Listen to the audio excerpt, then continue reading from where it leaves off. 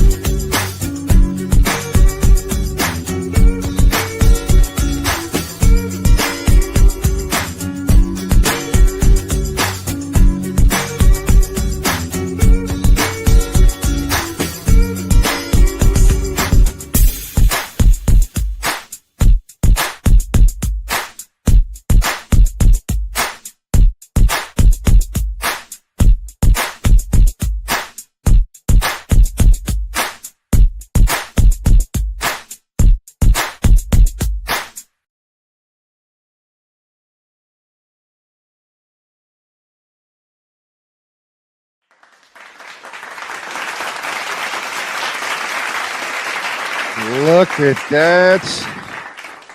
Looky. Hold on here. Bear with me. How about that, huh, Simone? What do you think of that? Cool. That was very cool. I was singing along. Yes. So for the people that don't know, welcome, everybody. That version we played was a starting from scratch mix that's available on extendedmix.com, by the way. So I want to let people know about that. Simone Denny and myself, DJ Staples, also known as Bradley, live tonight on the roundtable. Today is Monday, November the 18th. I want to shout out and Hi. welcome everybody that's Hi, here in the Mike. show. Well, shout out some of the people that are in the chat. We've already got an incoming hype train, which is fantastic. Shout out to everybody that's in the chat. Tina Spacito, I see you. My moderators, Love Bunny and Chris, thank you. Of course, DJ Mike Harding is here. Anthem Kings are in the house. Of course, when you have a guy on like on your show like the man we do this evening, you get all the heavy hitters to come out and watch, right? Absolutely. So Absolutely. yeah, so as I made mention, he's the gentleman that made that remix. It's on extendedmix.com. We had him on early version of this show long time ago. We learned a lot about him then. We're going to learn a lot about, I can't speak, going to learn more about him today. He's been Okay. doing a ton of stuff. So let's, without further ado, ladies and gentlemen, welcome our guest of honor to the show. The man, the myth, the living legend, ladies and gentlemen, DJ starting from scratch. There he is. What is up, my friend? Looking all beat up and stuff. You look Never. wonderful. You look Never. wonderful. Never. How is That is everybody? Hi, Simone. Good. Hey. Good to Staples, see been a while. Been a It's while. been a while, my friend. It's nice to see you. It's good to have you back here on the big show. Thank you. It's awesome to be back. I mean, I've been teetering on the getting back into Twitch for a while. I had a good conversation with the people at Twitch. They actually reached out to me. Okay. So they they have a lot of things going on now, which is exciting. So I will be back. It's just a matter of when I Amazing. can do it. Yeah, for me it's consistency, right? I don't want to do it and then be gone again for months Yeah. and months and months. So you. but Yeah. I devoted so much time to this platform and so much energy and into Yeah, the for platform sure. and made a lot of friends with it. So I'm Yeah. really looking forward to getting back. So this is great. As soon as you asked me, I was like, yep, let's go. Well, I appreciate you being Beautiful. here. Now, how long have you been off Twitch at this point? Oh boy. Probably Been a as long while. as I was on it. Yeah. Yeah, right. Yeah, I mean it's been over a year. I mean, K-Man will know for sure. K-Man is my stats man. Yes. He Um, just said in the chat, awesome DJ, even better human being. There you go. Yeah, Because you've Um, literally given your shirt off your back to Christopher K-Man. And this I it's know. true. He deserves it. He deserves There you it. go. He's the only Yeah. guy that gets my t-shirt references and vice versa. So There you go. we share He's that saying- bond. Yeah, he's saying since April of 2023. So it'll Nice. be Yeah. Wow. And I've been So- asked, I mean, people will hit me up and ask me to do sets here and there. And I'm like, I do want to, but again, it's like just to do it and then not do it for so long. It's not really Yeah. the way I want to. I don't like to approach things like that. Right. So, Yeah. I mean, this is a little different just because, Yeah. obviously I like what you guys are doing and stuff.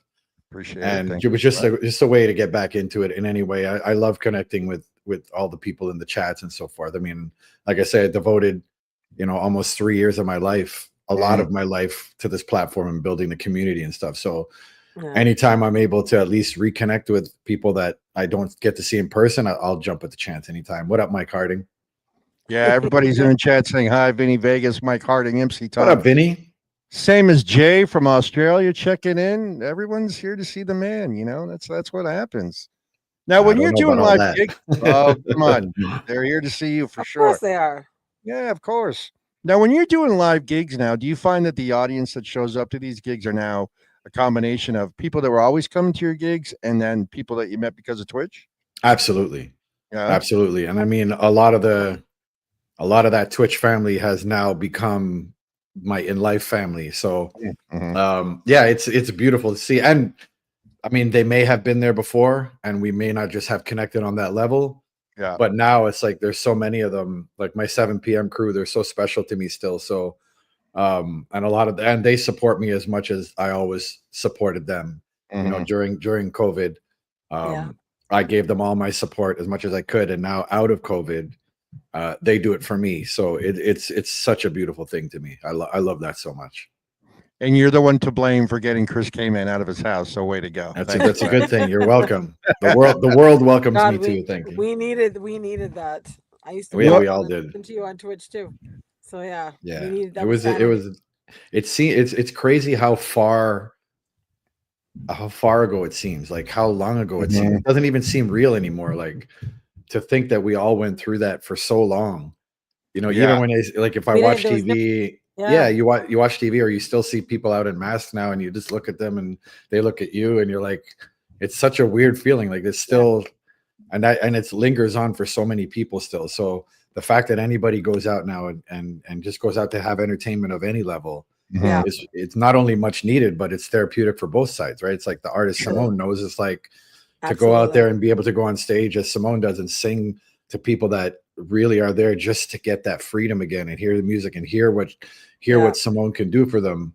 That's a beautiful thing for any artist. And it was scary. It was a scary time, like time to think that, 2 years ago, we never knew if we were going to be able to do that again. That's exactly it. Or to the capacity we can. It didn't look like there was an end in sight. Yeah. So especially now, like I see you, Simone, have been traveling a lot internationally.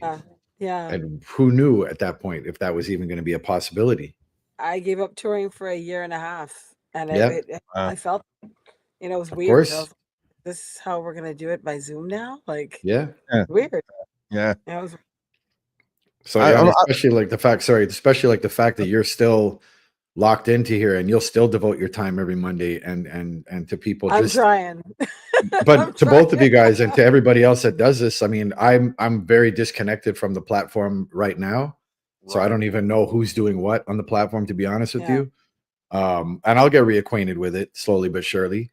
Right. But just in general, it's like for people like yourselves that are still out here, whether it's 2 people watching or whether it's 2,000 people watching, I don't think it's a numbers game, and I don't think that bothers you. That's me speaking. I'm not sure, but I got you. And that's the way I approached it when I was on the platform. It didn't matter to me whether it was 5 people or 5,000 people. It didn't matter to me.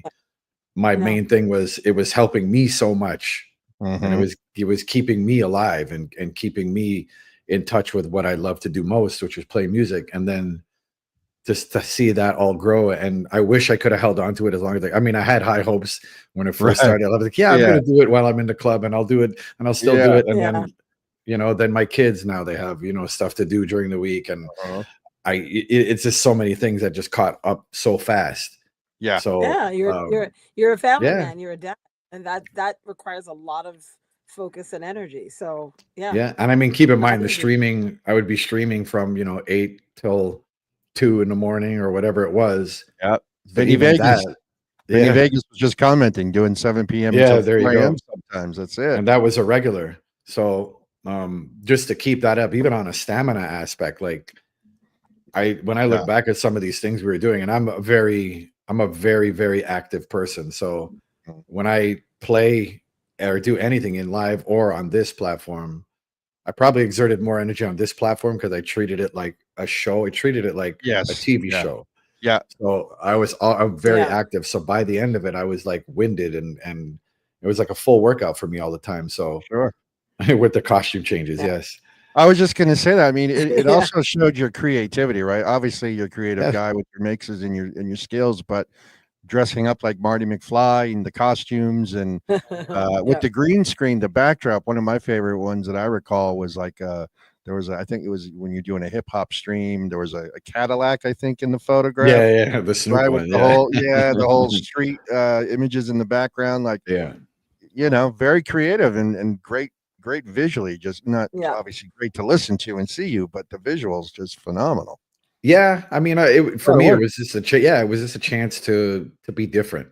Yeah, you know what I mean. And thankfully, Tim, my partner, has the same crazy mind process that I do, so we were able to do some crazy stuff. But and I mean, when I do my '80s party live, and when I do these other things live, I still do it the same way. I was doing it there. I'll still dress up and I'll still do all that stuff because to me, it gets me and it makes me happy. I love doing it. And yes, I do still have all my wigs. Nice. Love it. Still collecting every time I do an 80s party. That's great. Yeah, I mean, I applaud you guys and everybody else that still really devotes time on this platform. I know, everything's changed. You're not making money on this platform like you used to and all that stuff because the audiences have gone down. There was fatigue. This was everybody's life. Yeah. Probably 5-7 days a week. If they weren't watching us, they're watching someone else, literally. Yeah. So I think fatigue just kicked in on both sides. You know what I mean?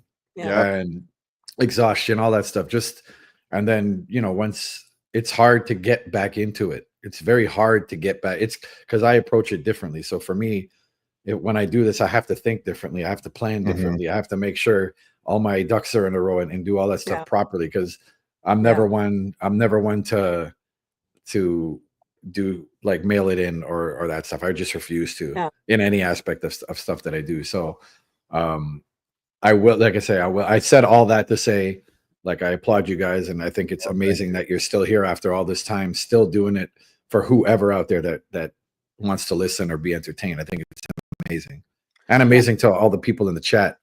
That still come back and still support all the mods and all that stuff. And so it feels so weird even saying mods. I haven't said that in so long. There is definitely like a Twitch lingo, right? And it's like absolutely. And if you say it outside of your home to people that aren't familiar with it, for me anyway, I'm like, this is going to sound weird. I'm saying it out loud, but and then you say all the Twitch terms and people just look at you like, okay. Like they just don't have a clue. But it's incredible. Like I'm sure even maybe Simone can attest to this, but I'll travel whether I'm and in different places, even from the US or international, and people will just stop me or come up to me and be like, hey, I used to watch you during, and I was like, wow. Like you never know, right? And that's the other beautiful thing of, like, there's obviously the people that are so active in the chat and you see their names all the time and you recognize them and those people, but there were so many people that just watched in the darkness, the lurkers. That's right. But the support was there. They were like, you literally got me through every weekend, and every Saturday my family would sit down and watch, and just to hear that stuff after all this time, and it still happens. So to know that I provided, freedom and entertainment for people. Sanity. That's a good word for it. So to know that I, along with the thousands of others that were doing it on the platform, but I'll speak for myself. Like, I just think it's such a great thing to know that what was intentionally a release for me more than anybody else turned into such a release for everybody else. And like Simone said, sanity is probably one of the best words you can use. But it's really, it's bizarre. It brought some sort of normalcy. Yeah. And I mean, it just made everybody feel like they were part of something again, right? Which was really important, because I think during those times, everybody felt, I mean, they made us feel sheltered. They made us feel alone. They made us separate from everybody. So all that anxiety kicked in. And then these things really just kind of brought everything together. It was perfect time, perfect storm, everything that just happened at the perfect time. And people hung in there for so long. Like, people would literally, watch my show from 7 o'clock till 4 a.m, diehards, and to do that and to donate your money and to donate your time, and in a time where no one was making money. You know what I mean? Like, all those things mean so much to me. So even though I'm not on the platform actively at this point, it's still such a big part of my life now. And it carries with me wherever I go. That's great. That's cool. What we had Mike Harding put up a question in chat before, with all that you do and all the creativity that you put out there and all the emotion that you put out when you're doing your Twitch performances, or even now when you're touring and doing all these live shows, like, what do you do afterwards just to decompress? I mean, it used to be watch Twitch. Right. I would literally finish, get my bowl of cereal, and just sit back and watch other people do their thing. But I mean, honestly, I get relief from doing the work, the doing the remixes and doing all that stuff and making music. That's kind of my release. As much as it's my work, it's my release. I don't play music at home like that. Like, I don't go downstairs and just mix in the basement when I'm not doing anything. But I'm always doing something. I'm always like making music or making a remix or picking apart a song or just discovering new music or so many things like that. So Anthem Kings, I love these guys. They're great, aren't they? And they're doing amazing things out in the real world too, which is incredible. So I mean, I just, that to me is my it's both. It's my work and it's my release. Tina Spacito saying in the Tina Spacito in the chat saying, as much as she loves your Twitch streams, really enjoys your Instagram posts, especially when you open up with how you're feeling. Your openness resonates with so many people, including yourself. So there you go. Yeah. Yeah, I It's appreciate amazing, that. right? Because you feel like you're just doing your thing, you're putting it out there on Instagram, and it makes you feel good. You don't necessarily realize like how many people it actually touches or It's relate to yeah, it, and boom, it just brings yeah, people that's a together. whole other world right there. It's crazy. And the thing is, even when I do those things, I never do it with the intention of a look at me kind of thing. Like, hey guys, Right. I want 1,000 likes, or I don't care about that stuff. It's Yeah. just I do that for the same reason I started doing Twitch. It's just something I needed to get out. Like I just needed to get out. You know what I mean? Mhm. I'm not actually very active on social media, but Either me. I just yeah, I mean, I get kind of it's such a weird world for me. Mhm. Um, there's I post what I it, post, yeah, it's and always if you that like it, trying you to keep like it. that If you balance don't, you of don't. filtering through the garbage to see what's, and then Yep. there's so much fakeness and stuff out there that it just turns me Mhm. off from it. Yeah. So Yeah. and then that Yeah. competition factor gets in your head, and I got to compete with XYZ and do this and that, and I don't like that feeling. I So don't like that. Neither me. Yeah. yeah, so anything I do put out, whether it's like the anxiety things or anything in general, if I got something to say, um, I'll just put it out there and kind of let it marinate. But I do get a lot of personal reaction from that, and people will say, "Oh, well, thank you for saying this," or "I can't believe you feel this way," or Mhm. XYZ like that, which is important because Yeah. I mean, I mean, again, Simone can attest to this. Like in our industry, these things are not really spoken about. People, it's always for show. It's never there's not enough vulnerability in what we do, and we are human. Right. We're end of the Yep. day, look at us on a Monday night. This is what we're doing. Yeah. Whereas if this was Yeah. for social media, we'd all be like, "Hey, look, I'm here, and there's 5,000 people here," and you turn the camera on, and there's 4 people, and Right. it's you know what I mean? Yeah. Like Yeah. Yeah. Yeah. it's all that foolishness, which never interested me. I've never been anyone to do anything for likes and numbers, even before the social media was a thing. I was born into this way before that stuff existed. So, Yep. I mean, again, it works for a lot of people. Doesn't it Right. probably would work for me if I did it properly, but it's just not a world that I feel I can compete with, and it's not a world that I'm really interested in. To be honest with you, I'm very I don't like the word complacent because that makes you sound lazy, but in a sense, I am because I'm still successful by my own right, and I still get to do what I love to do, and I do it on my terms. You know Yep. what I mean? Which is very Yep. important to me. And a lot of the role models that I looked up to, I've always approached kind of I use their, even though they may not know it, I'm a people watcher, so I watch what everybody does and I see what people do, and all the role Same. models I've kind of modeled myself after. Um, it's kind of worked out for me this way without having to whore myself out or without having Mhm. to do things just to please other people. So Yeah. Yeah. I've been fortunate that what I do pleases me first, and Yep. in turn pleases everybody else. So to be able to do that for so Yeah. long Yeah. is super super important for me, and that alone is my measure of success. Like money, all that other stuff, anybody can make money, Yep. anybody can do anything Yeah. as far as I'm Yeah. concerned. But to be, after 35 years and still be happy doing what I'm doing and still look forward to doing what I'm doing, that's my ultimate Mhm. Yeah. success. That's my level of Yeah. success, which I'm happy that I Yes. achieved. Now, Yeah.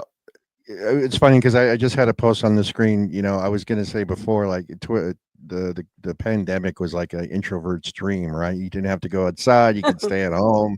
But the reality is, I mean, there's a comfort level for some people, right? If you don't like being in front of people or around other people, that was, that was the thing to do. It was a Yeah. good time for that type of personality. It So, was a good time, but a very dangerous time. right, exactly, And very. terrifying time. Yeah, Mhm, because as soon as mhm. we stepped Yeah. out, Yeah. everybody was like, Yeah. What do we do? Are we loud? Am I? what's happening now? Yeah. Well, yeah, Don't I breathe love, on me. All this stuff. yeah, Yeah. you get all the you know fake what? hugs, like, To this day, I'm listening when I walk into a room. I'm listening to hear how many people are coughing and sneezing. Mhm. I can't not do it now. And if I hear too much of that, I'm like, gotta go. Yeah. You know, I'm like outta here. it freaks me out. Like It's it it still freaks me out, it is. And especially we on were my just at, flights. yeah, oh yeah. We were just Yeah. at I forget where we were at a restaurant a couple days ago. I was with my friends, and the guy making the food didn't have gloves on. Oh, And he was making the food, and my friend goes, "Oh, I'm not eating that food. He had gloves." And I said, "Did you hear what you just said?"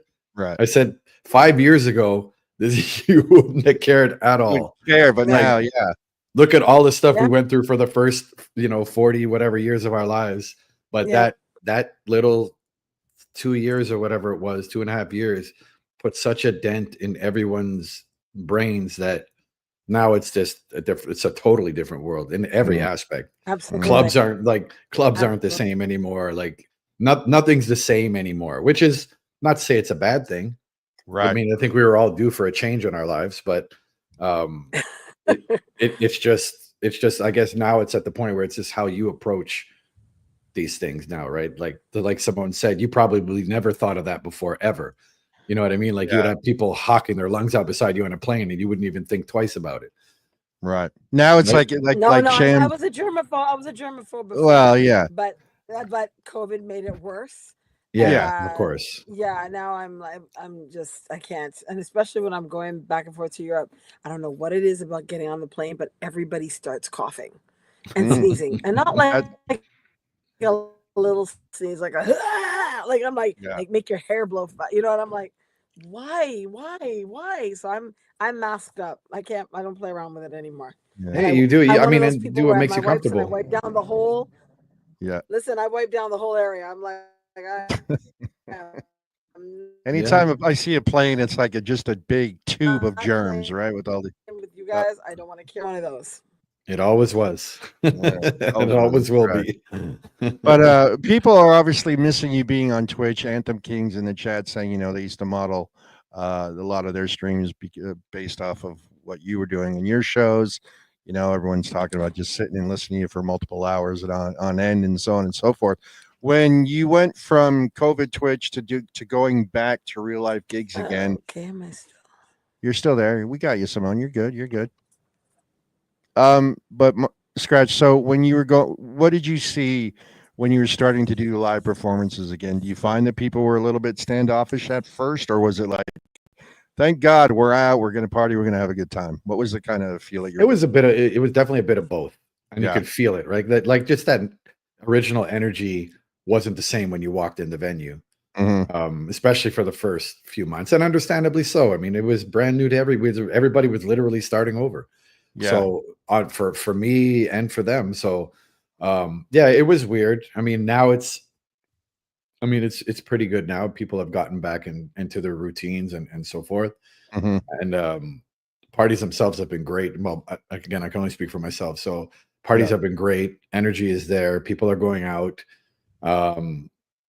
Yeah, but it was a weird time for everybody. I mean, Yeah. it felt weird for me, to be in front of people again. Yeah. Yeah. Instead of a TV screen, and Right. I had that urge to just shout out names all day long and all out there through the sets and Pull up live in the club, right? Starting Yeah. to tune over again, right?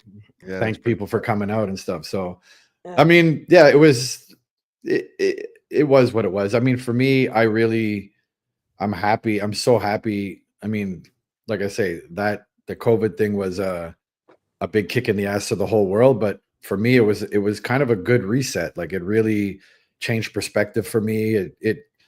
It made me appreciate, after I got over my initial fear of streaming, it really just opened up a whole new world to me and got me excited again. And Yeah. I look forward to it. Like I would plan my whole day around streaming at night. You know what I mean? Like Sure. I treated it like a full-time job, literally. Like I would prep and do my stuff, and I would get everything done. And with the help of the team, like we just made sure that every time we clicked go live, people would have the best time. And that was very, very important. It wasn't a matter of, I when I got on, I mean, I didn't even know about the subs and the money and all that stuff, and I didn't really care about it I mean, Yeah. thankfully, I was able to, feed my family through Sure. through that time because of Twitch. Yeah. And I mean, I still have my radio gig and so forth, but still, like Twitch played a Mhm. big part in that. But I Mm. couldn't have played a big part without everybody, without all you guys. So, Yeah. I don't take any of that for granted at all. Never have, never will.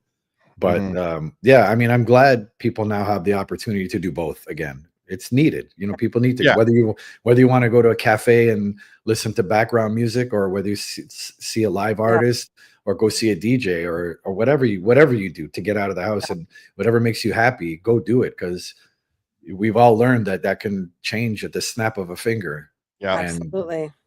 why not do it when you can? You know what I mean? Like, And enjoy your friends, enjoy being around people, enjoy the normalcies of Mhm, life, because I think the COVID really, as you said, changed your focus, mhm, and you prioritize certain things, and you realize the gaps in life. mhm, You remember, you're like, wow, I haven't seen anybody.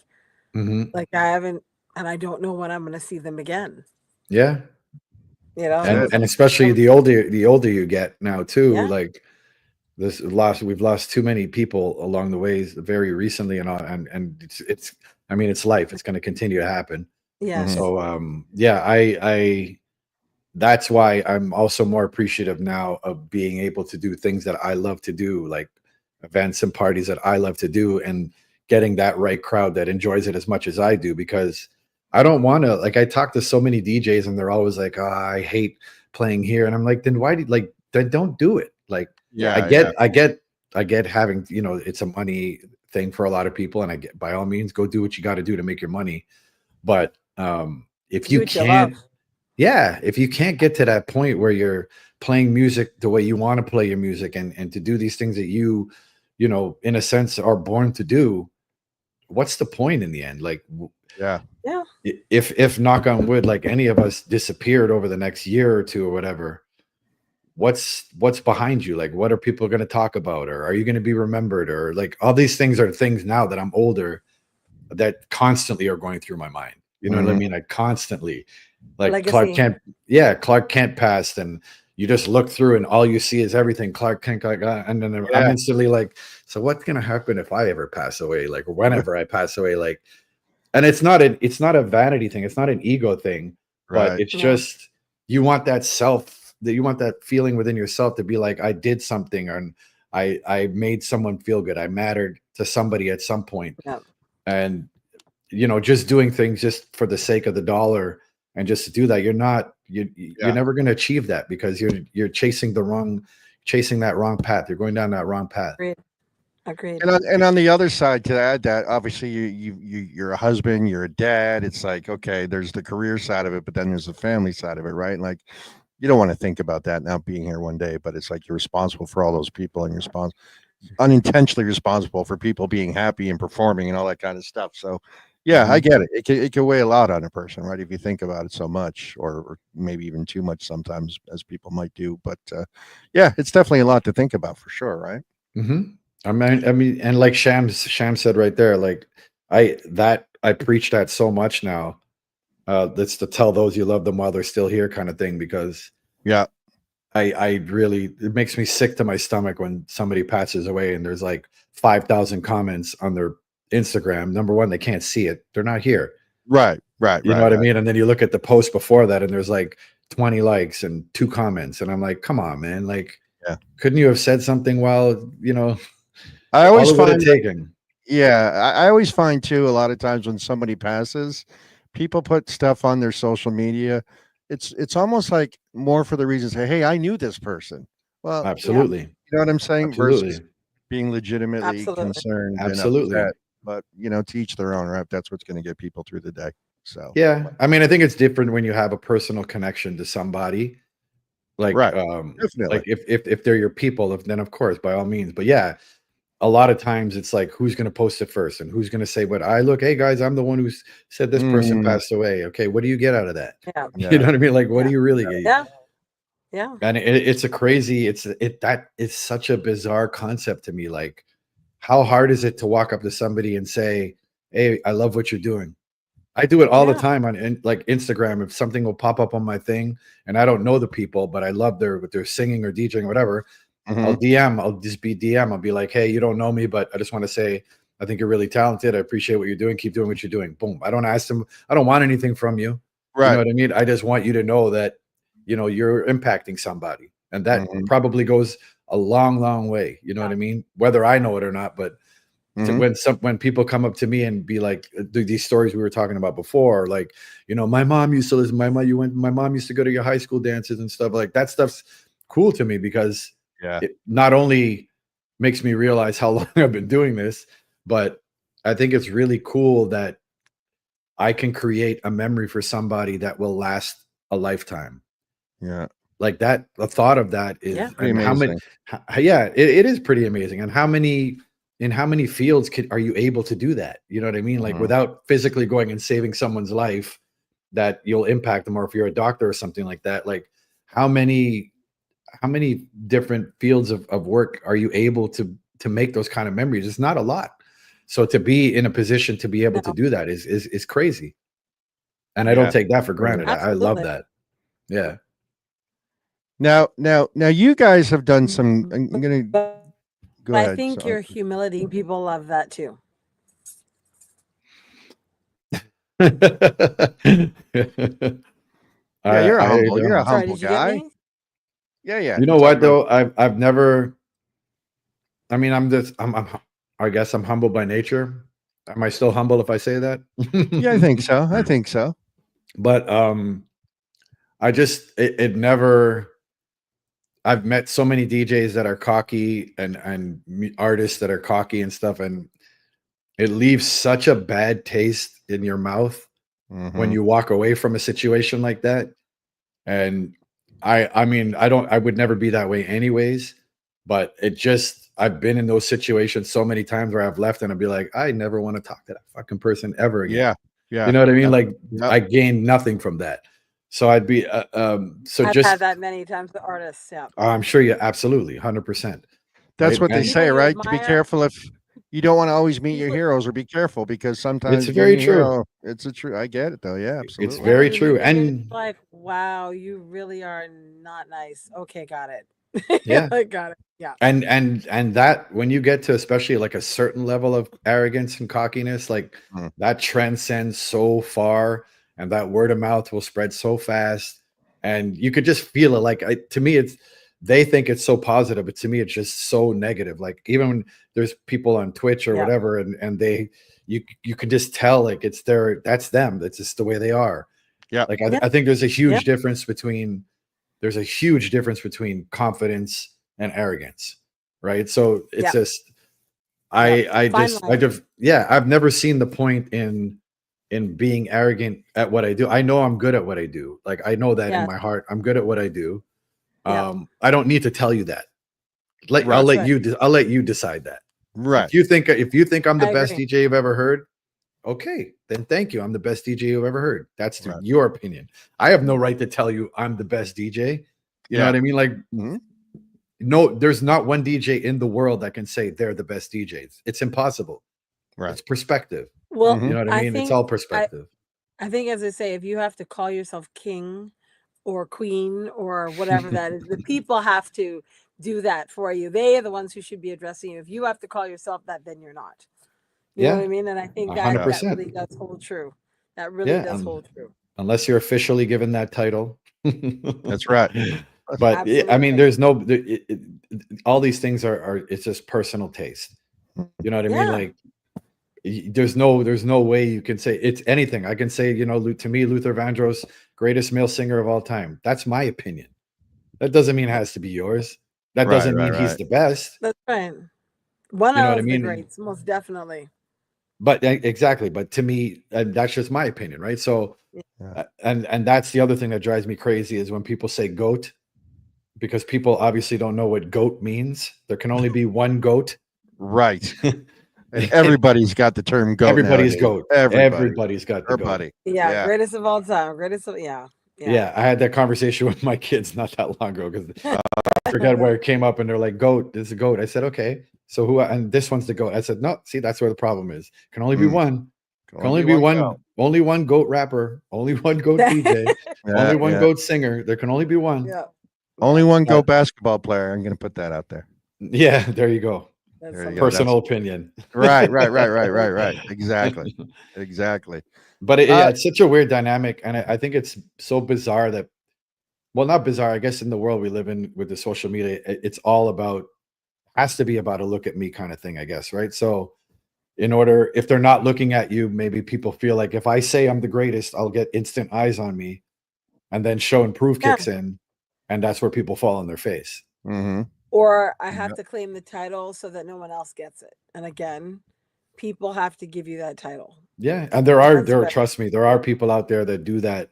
You know, this and greatest and this and that and this and Yeah. that, Yeah. and you look around and you're like, okay, I'll decide, but yeah, that's you know, whatever. Yeah. The cool thing I found about Twitch is that being a DJ, as long as I've done it, always very competitive, right? Mhm. Everybody wants to take this guy's spot, this guy's spot, this guy's spot. Coming to Twitch, making all the DJ friends that I have that are now some of my closest friends. Everyone's supportive, like, oh man, I wish we could work together, or oh, I can't wait to see you. We're going to collaborate on this, or it's just such a nice, different feeling, right? Like it's not always about a competition. We all No. love what we do. Yeah, look, I'll be humble. We're all good at what we do, some better than others. Case in point, you Scratch. But like I'm saying, it's like just enjoy it, right? Just like lift each other up and just be supportive and instead of like, oh, I want that gig. That guy sucks. You should hire. Like, I can't stand that. With Yeah. Twitch, the DJ community was a lot more supportive. It's still that way in real life as far as, very competitive. And I get it. Everybody wants to get paid, but it's nice. It was nice to kind of be a part of the DJ community here on Twitch where, like I said, everybody was supportive, right? Even, listen, guys at your level being supportive, coming, like you said, going into people's streams and being like, hey, man, and just saying hi, checking things out. Like, that's huge. I know when I was doing streams on a regular basis, you would pop in once in a while, and I was like, "Holy crap, we got the heavy hitters in here!" Like, Mhm. it's just, it's a nice feeling, right? It's nice to support one another instead of trying to stomp on everybody. That's my 100%. I know, even think me, it's I would also- freak out. Yeah. No, I just think I think it's also supportive to be supportive of each other as artists and what we do. And sometimes you don't know when a kind word can kind of hit someone and go deep. You don't know what's Yeah. going on in their life. You don't know what what they've been dealing with. And as an artist, when you're like, you were awesome and I came out to see you or support you, it means a lot. Mhm. It really does mean a lot. I know for me it does. So people, the fans, absolutely. And then when I get it from my peers in the industry, it's another level again of respect and love and appreciation, because sometimes I'm not always having a good day when I'm on stage, Hey, and you're but it's like human. You're human. exactly, there's some Yep. days I'm tired or there's stuff going on or whatever, and when somebody says something, a kind word to you, it means a lot. Yeah. Mhm. And Absolutely. I've really been training myself to do that a lot more too. Like, because again, that's not something that was regular in our industries back in the days. Like, besides your actual Yeah. people, your crew, or you that obviously you'd pass around the love and stuff, but in general, it was always, I guess, weirded out or weirded on. But now I'm Yeah. like at the point where I don't really care anymore. I'm like, if I dig what you're doing, what's going to harm me to tell you that? Yeah. And just like you Nothing. said, like, you never know. Like, maybe that's the only compliment they got that day. Maybe that's what they just needed to hear that one day. Yeah, You know what I mean? absolutely. And Absolutely.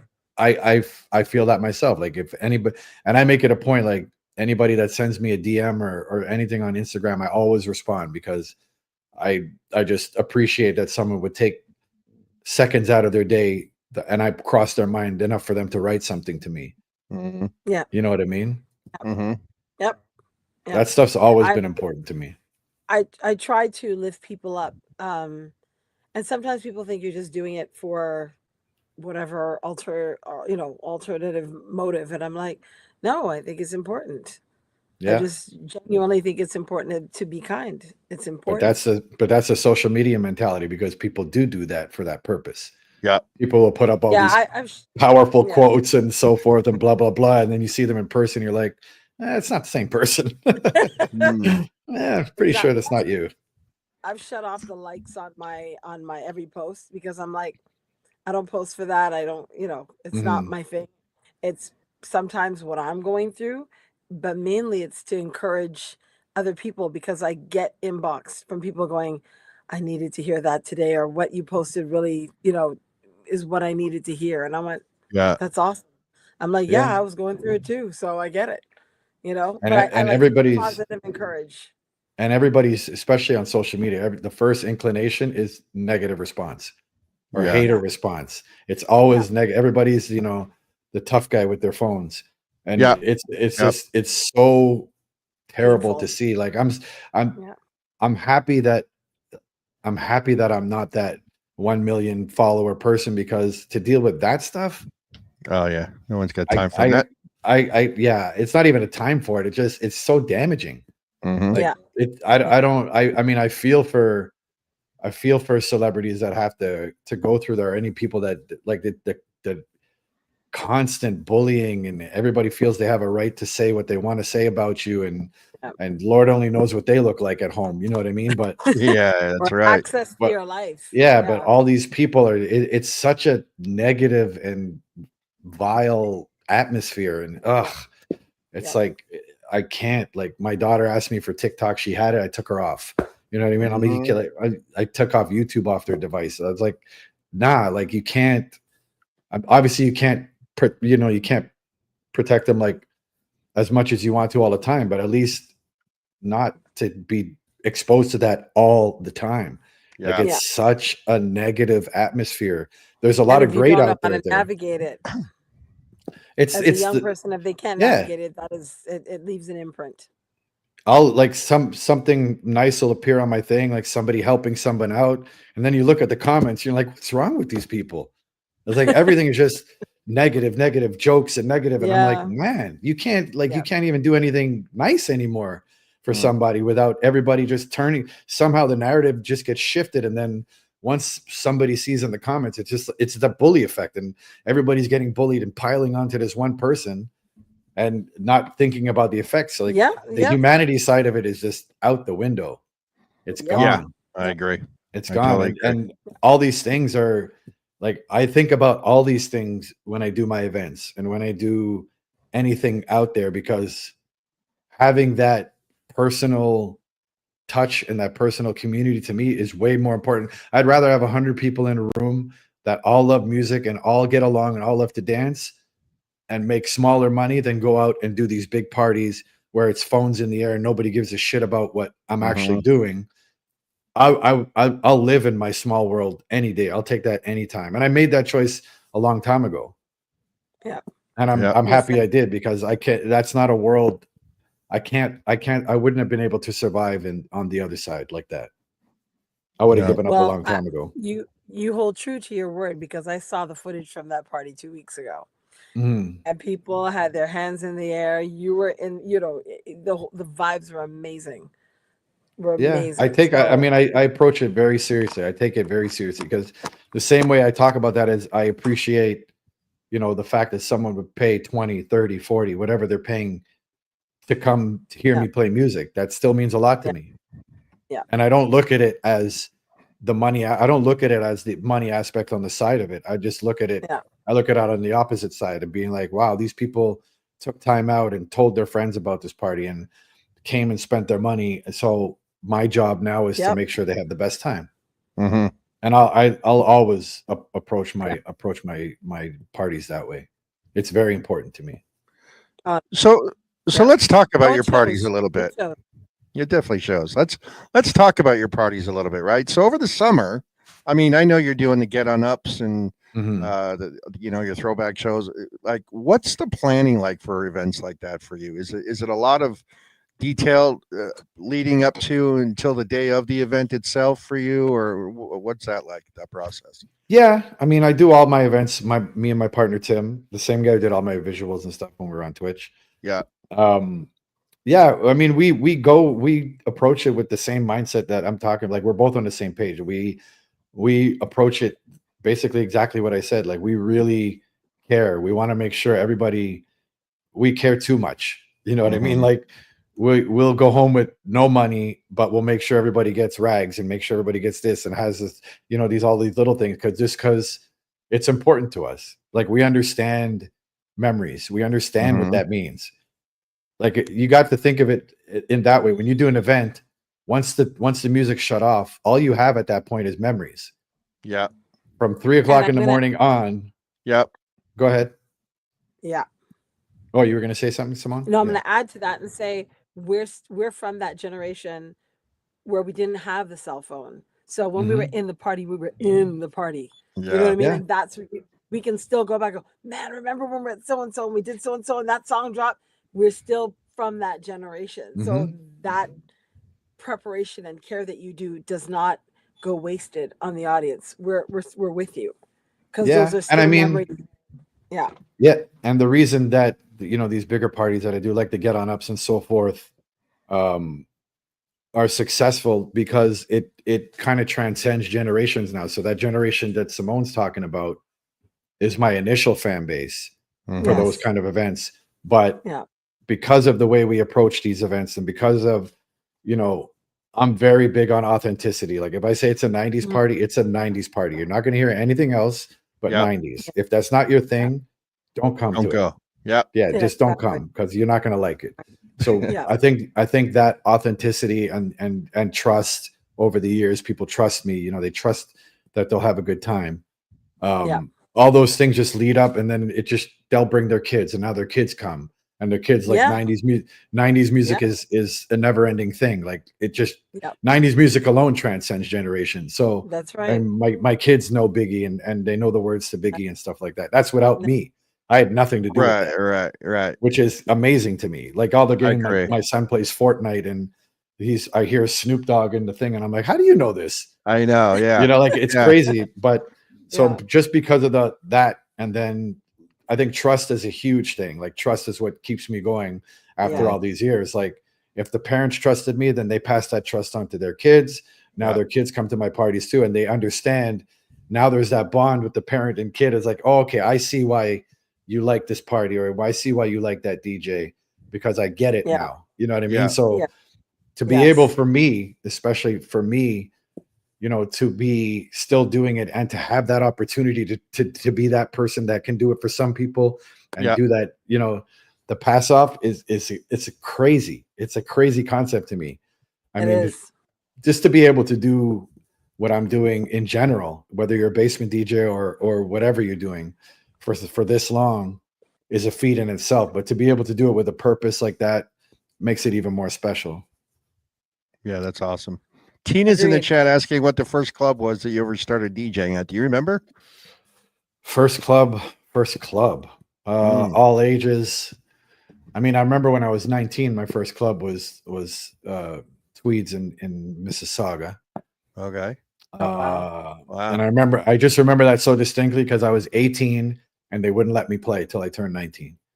Oh. So that was my first. That was Thursday nights in Mississauga, and that was huge. First club, I think I want to say in Oakville somewhere Mhm. for all ages, like an actual club. Because I used to do tons of house parties in the late 80s and stuff. It was more house parties and stuff we were doing like straight out of high school. So Yeah. but actual club, because there wasn't really all ages clubs, a lot of clubs. It was more That's right. venues, like they were just pop-up venues Yep. and so forth. So Yeah. Yep. yeah, I wouldn't like for club for 19 though was definitely Tweeds in Mississauga. All right. Well, DJ Shams. Go ahead, Okay, go Simone. ahead. Sorry. No. No, Go say- ahead, Simone. Fire What questions away. made you- Yeah. And I think I've asked you this before, but just for everybody, because I'm sure someone's going to ask, what made you even want to DJ? What was the catalyst of the passion for it? Just from the first, it it was really like an awe moment from the first time I saw it. Like Okay. I had knowledge of it. I had unknowing knowledge of it beforehand, just Okay. from listening to radio and so forth and Yeah. hearing mixes and stuff, but I never knew what it was. And from the first time I saw it, it was it. Like that was just it. I couldn't explain it. Nice. I didn't even know what they were doing. Like I had no clue what they were doing, Yeah. but just the image of it and seeing it live and seeing Yeah. how whatever they were doing at that point impacted the crowd, I was like, I don't even know what this is, but I want to do it. Yes. Yeah. Yeah. That's awesome. Let's fast forward to the world's largest Macarena. Oh yes. How was it? You guys worked together, correct? Yeah. Yes. I made Tell sure us. Simone was on that. Yeah, tell us about that. Thank you. Tell us about the planning that goes behind something like that, and what it was like to get together and hang out and work and all that. Yeah, P. Austin was there too, right? Yeah, Theo it was there, it was an incredible event. Yeah. Unfortunately we didn't break the record, but it was an incredible event. Yeah, it was something that was brought to me and Tim, and the original concept of it Yeah. was to do like Yeah. the 90s ish kind of concert at the nighttime part of it. And then the more we spoke, Yeah. we just wanted to do, it was very important to Tim and I to make it community event rather than just do a night concert, because I was like, the night concert happens all the time. Yeah. And it really does. Since we've done the Macarena, I think I've seen almost the identical lineup like 3 times in Toronto. Like it's crazy. Really? Like I've seen the other person from Snap and this person and Technotronic. Like I've seen it so many times. It's crazy. Not to say not because of us, but just in general, those acts get booked a lot. Yeah. Yeah. But it was really important for us to do the community event part of it. And then we just switched it to a free thing because it was, I mean, we didn't know what to expect, honestly. The feedback was very heavy on our side, but I know from doing this long enough that really doesn't mean too much. It's just like any of us, if we're doing something, hey, I'm playing over here, of course I'll be there. They're not coming. You know what I mean? Yeah. And that goes with anything. So we really didn't know how it was going to transfer into reality. Because we had like 5,000-6,000 people signed up for it. Yeah. But end of the day, we probably had maybe 2,200 that showed up. Jeez. You know what I mean? Yeah. So, which is still incredible for us. Like, because again, we didn't have those high expectations. It was kind of a let's see what happens kind of scenario. And the Macarena thing was also brought. Yeah, it did. It did. I think if we had a little more time with it, we would have generated more with it. But again, definitely. Anybody that was there and saw how much was given to them for free, like really how much was given to them for free is a crazy thing. So, and it was great. Like my kids were there with me the whole day. They had a blast. Awesome. And other families I spoke to, I made sure to walk around a bunch of times just because I like doing that as well. So the feedback was incredible. I don't have, aside from the world record, which I would have just liked to do because of the people there. I know there's so many kids there that wanted to be part of it. So sure. Yeah. That would have been fun for them to go back to school and be like, hey, I did it. You know what I mean? I think that would have been cool. Yep. And we will do it. But it was a really, really, it was a high stress event. It was a lot to do, a lot of pieces to put in. Yeah. But we had a lot of help. We had so much help all around the board. All the artists were amazing. And we made sure that all the artists we had on there had personal connections with. So it's a lot easier to work with everybody. We don't have to deal with the egos. You don't have to deal with all that stuff. And everybody was great. Everybody went out and did their thing. The crowd was loving it. You know what I mean? All in all, I think it was a huge success. I'm very proud of it. I'm looking forward to doing it again. It was community wise was important for us. And I think we achieved what we wanted to achieve. That's great. No, that's good. I'm glad. I remember messaging you saying, I'm glad you had a successful event. You didn't get the record, but it was great that you guys did that. Was there like an actual representative from the Guinness Book of World Records there too? There was. And that was the issue, was that you're only allowed to attempt it once. Right. So the problem was because we promoted it, the way we promoted it, a bunch of people came in the early part and then didn't stay till the night part. And then the night crowd came at the night for the concert. So we never had enough people at one time to do it. And then it got too dark. By the time we did, it was too dark. Oh, that's unfortunate. So, I mean, but again, that's just one thing that, would have been great and would have been forgotten the next day either way. That's the way I look at it now. It's like, it's a bummer, but at the end of the day, we can do it. Somebody else is going to do it. We can do it. Absolutely. Yeah, We'll it try was another great. record, too. Yeah, and it was a lot of people to try and get to do that. And then like Yeah. 2 days later, 2 days later, I did research and I was like, let me see what else is out there. And I was like, I think the record for the most people doing the Running Man was like 600 people. I was like, oh man, we could have broke that at 3 o'clock. Look at us. Easily. I was like, we That's could have done that right. easy. Yeah. Absolutely. But yeah, Mike so Harding- I was gonna say Mike Harding does a Running Man every day. So that's there you go. He You got a could guarantee. Yeah. we'll get him to lead the parade next time. Yeah, exactly. But it was really fun. I mean, we had live wrestling. Like it was just so good. And the people that It was were there fun. early got to experience so much more. Yeah. Yeah. You know what I Yeah. mean? So it Yeah. was really, really fun. And I Good. gauge it by my kids who were my daughter set up a tent to do crafts to help kids do crafts, and that's like to see them Oh. involved in what daddy's doing.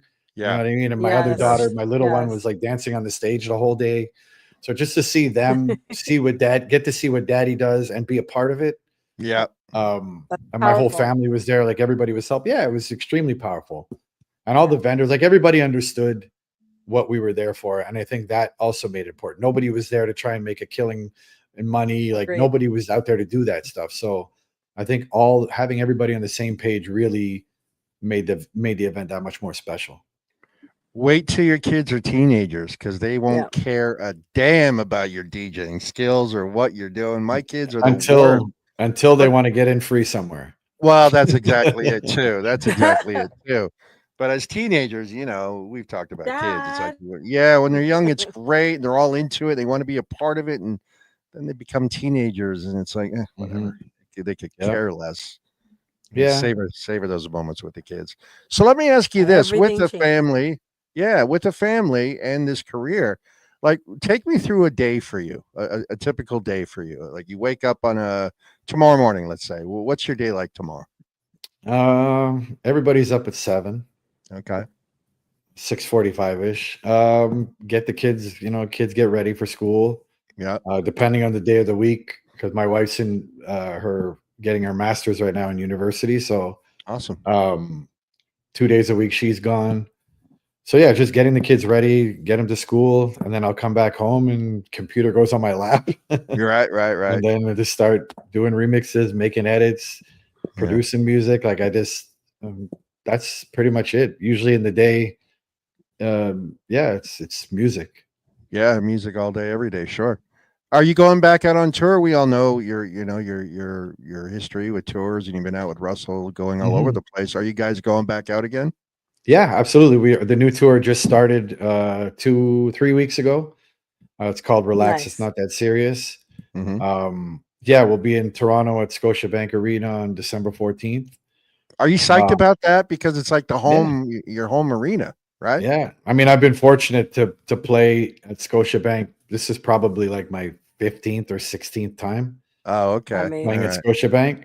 Yeah. Whether it was with Russell or We Day or concerts and stuff like that. I've been fortunate to have played there many times. So, but yeah, it's an incredible feeling. Especially again, because of what I do at Russell.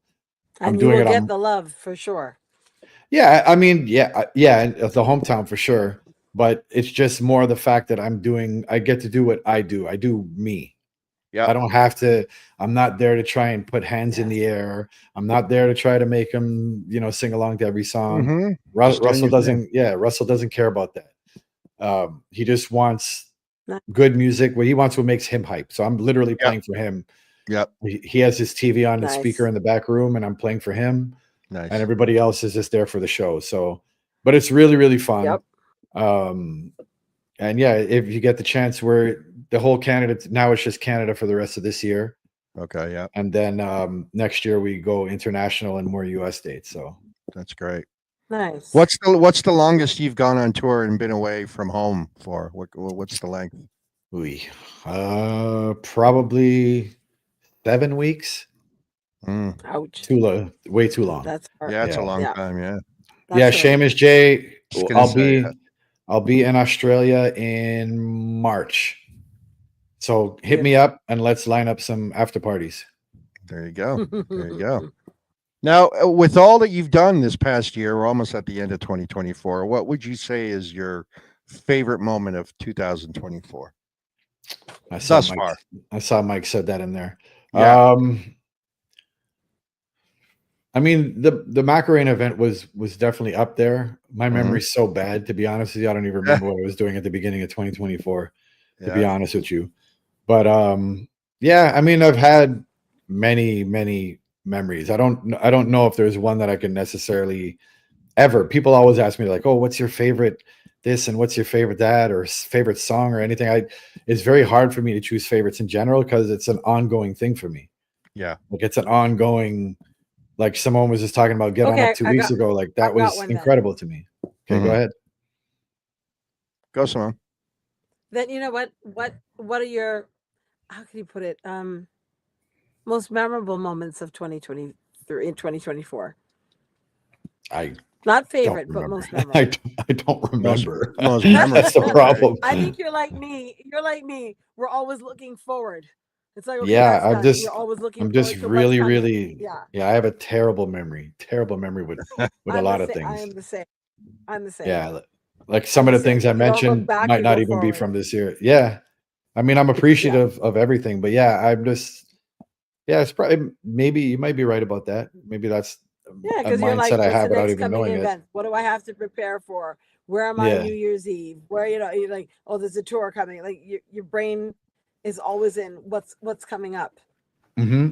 So you like, Absolutely. very rarely do you think back. It's like, where was I? I gotta find pictures and be like, oh, okay. You Oh, know, all the like, time. I get that. All the people will be yeah. like, "Oh, I loved when you did this," and or we were at this party. I'm like, "When was that? Where was that again? Who?" Yeah. Exactly. Exactly. Where was I? You're like, But where thank was you that? Who was it? What? Does it feel weird when people send you pictures of yourself at events and you're like, I had no idea? Like, thanks. Like, Absolutely. you know what I mean? It's like, wow, how'd you get me a Absolutely. picture? Yeah, that's Yeah.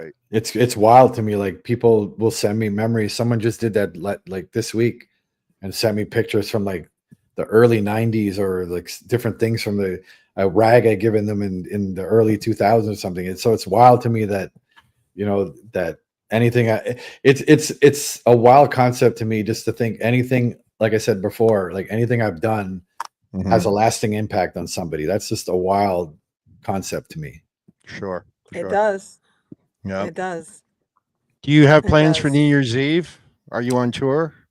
No, New Year's Eve we're gonna do our 80s party, the Breakfast Club again. We did it last year at the Oh. Rivoli, and it was super fun. Okay. I've never been a New Year's Eve guy. I did it. That was a one party I would do for the money.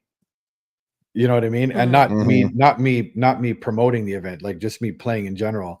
When people would book me, I'd be like, I really don't want to do it, but if you want me to, you know what I mean, then you got to Yeah, pay me to sure. do it. Of Because I course. know you're doing it to make money. So then I'm going to charge you more money because I know why you're using me to do it. Mhm. But New Year's Eve is such a weird concept to me. I never understand it. I don't understand why people have to dress up like they're going to a wedding for New Year's Eve. I just never understood it.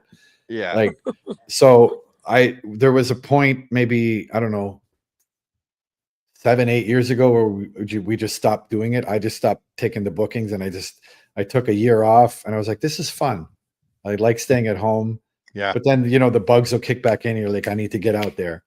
And then we had done an 80s one years ago and it was a lot of fun. And then we just abandoned it for a while. And then last year, we talked about it and we're like, yeah, I want to do something where I can, like, just like Love Bunny said, something where I don't have to worry about what the hell I'm wearing. I can Yeah. wear my runners. Yeah. I Yeah. can just go out. It's New Year's Eve. I don't want to spend $100. I want to, so we keep our tickets cheap. And you can wear whatever the hell you want. And yeah, that's a good way of looking at it, Shams. Right.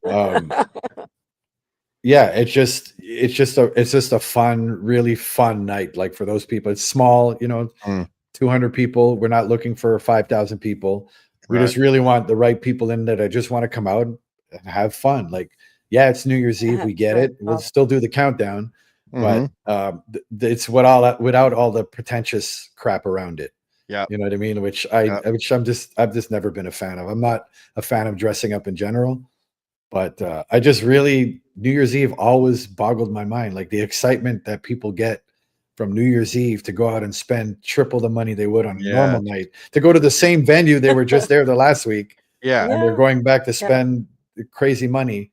Yeah, it was just always such a weird concept. I never understood it. I still don't. Yeah.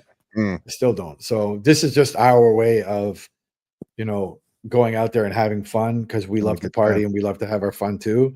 And 80s is just the perfect segue for us because, you know, it's just the funnest decade in my opinion. Yep. And yeah, it's just a really fun event. I agree. I'd say 80s and 90s were to me the most fun. Yeah. I think 90s was fun, but it's a different type. It was a different type of fun. It was a more aggressive fun.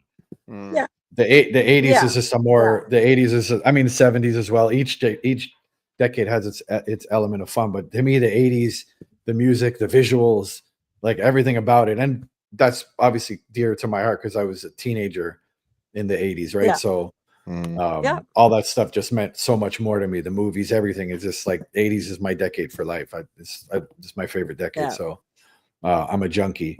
But yeah, just the 80s, everything about it is just fun. The videos, everything was all about fun. Yeah. Fun times. Absolutely. Yep. The movies, Funny the music for sure. Speaking of staples, I keep meaning to ask you this. Where did the 93 come from? It's funny. Doug Gilmour, my all-time favorite ever hockey player. Now, nice. I know you're from Montreal. I appreciate Gilmour. I appreciate. Yeah, he played for Montreal for a small time. But yeah, it's unfortunately, and I'm going to put this out there again. We had Rick Campanelli on a couple of weeks ago, who was good friends with Mr. Gilmour. So I got my fingers crossed. I've been fortunate to meet folks like yourself, Maestro, of course, Simone, and then some. But if we get Doug Gilmour on the big show, forget it. I'll retire from Twitch, saying I achieved all my goals. You know, doing this show, I'm good at this point. So hey, you never know. But yeah, I'm a big fan of Killer, and it's just one of those things like, oh, you know, when you do these passwords and logons, it's like, oh, you got to add a number. What's a no-brainer? 93. Everybody like 99. I like 93. So that's where that came from. Hey, there's nothing wrong with that. Again, personal taste. And I see you wearing a Blue Jay shirt, and I'm thinking, well, Mark's from Montreal. Let me throw an Expos hat on, you know. I mean, and here you are, you're wearing a Blue Jay shirt. I was wearing this today because my son, we just came straight from my son's baseball practice, and they're the Aurora, the Jays. So okay, I got you. I wear it in support of my son, not actually in support of the Jays. Okay, then that goes without saying. You got to support the kid for sure. Yeah, always got to support the kiddies. All right, so we're almost running out of time because we've gone over. But what's next for you, sir? What do you got next on the horizon? The tour is in the forefront right now. It's going to take up a lot of my weekends. But yeah, I mean, just honestly, just keep doing what I'm doing. I love the doors that music opens and continues to open for me, to be honest with you. Yeah. Definitely getting more back into production again and stuff like that. Nice. Yeah. I'm at the point now where I know I've said this a few times, but I'm really just at the point now where I'm catering to my own needs musically. I don't make remixes for anybody else but me. You know what I mean? Like anything you find an extended mixer, those were just made for me. Yeah. Marky talked me into getting them on the site.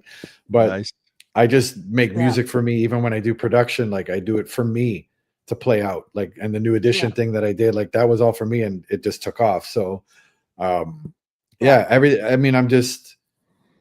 just focused on musically making myself smile, and when I'm out playing for people, then my focus is to make them smile, right? So I'm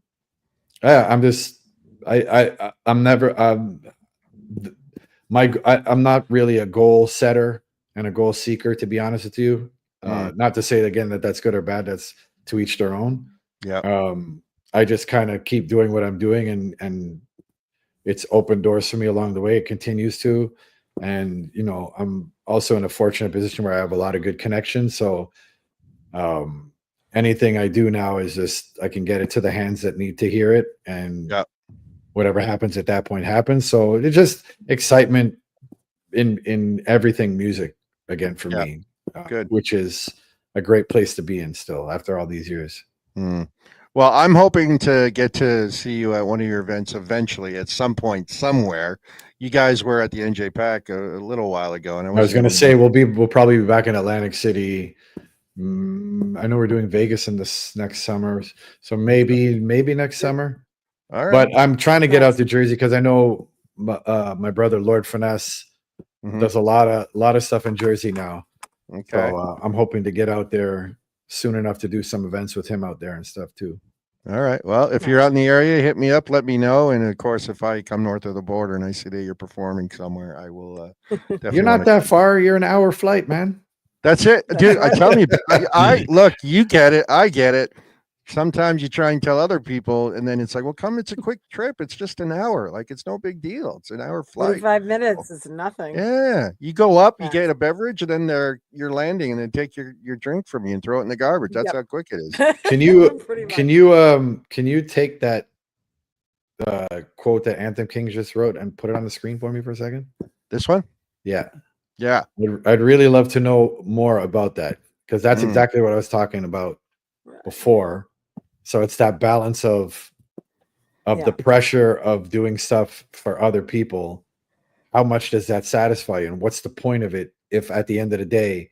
Mm. So I'll speak to Anthem King just being like, you can do all these things and make all these edits and do you guys do amazing work as is, but doing all this stuff, if it's not the stuff that really puts that fire in your heart and makes you smile when you go to bed at night, like what's the point? Like if you're going to get gigs and followers off the premise of doing the stuff that doesn't make you happy in your soul, why do you want those people following you? And why do you want to go have to play venues and tour places that you're going to have to play the music you don't necessarily? I'm probably speaking out of turn because I'm not saying they don't like their music. I'm just saying based off what this says, it feels like they're doing stuff for the wrong reason. Not to say they are, but a quote like that would make me feel, if I didn't know who they were, I would say, okay, well then you're doing the wrong thing. And again, it's that fine line of living in a world of doing passion projects, which obviously Simone knows too, which is never for the masses, but can you be happy and can you live in a place, in a nice mindset doing that? You know what I mean? I don't know how I achieved that, but I'm glad I did, because once you succumb to that pressure of I have to hit this number, I have to do this and be a numbers watcher, and it's the worst. It's not healthy, but it's just a weird dynamic. Yeah, it always bothers me when I hear things like that, like Anthem Kick said there, because it frustrates me because it frustrates me because a lot of people, if we have this conversation, a person will say, well, okay, well, you can get away with it because you're starting from scratch. So you can get away with going in a party and playing whatever you like. And I say, well, I can get away with it because I've been doing that. And you've earned it. You know what I mean? Like well, not only that I've earned it, it's just that fear that I put that fear aside a long time ago. You know what I mean? So it's hard. Like I get it. I get I just read that too.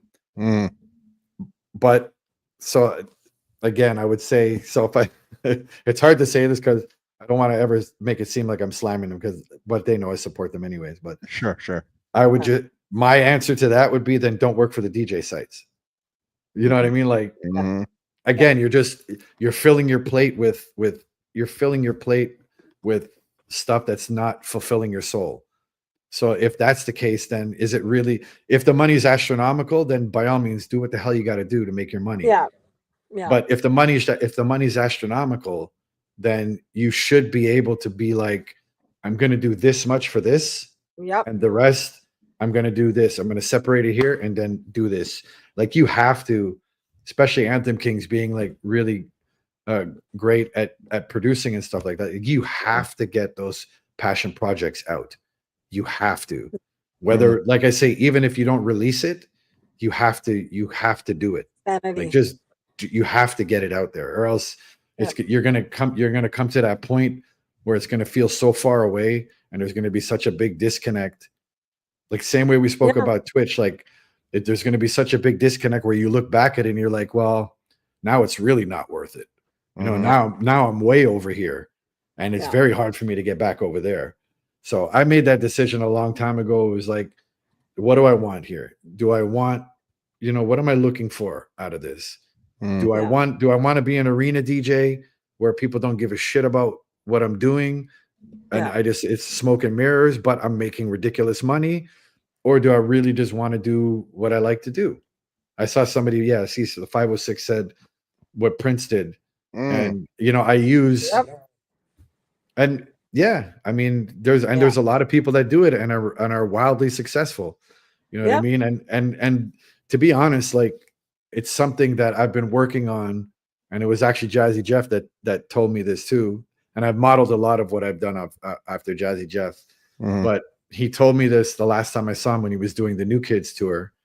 Mhm. And he explained how the New Kids just opened his eyes to a whole new world. And I was like, how does that work?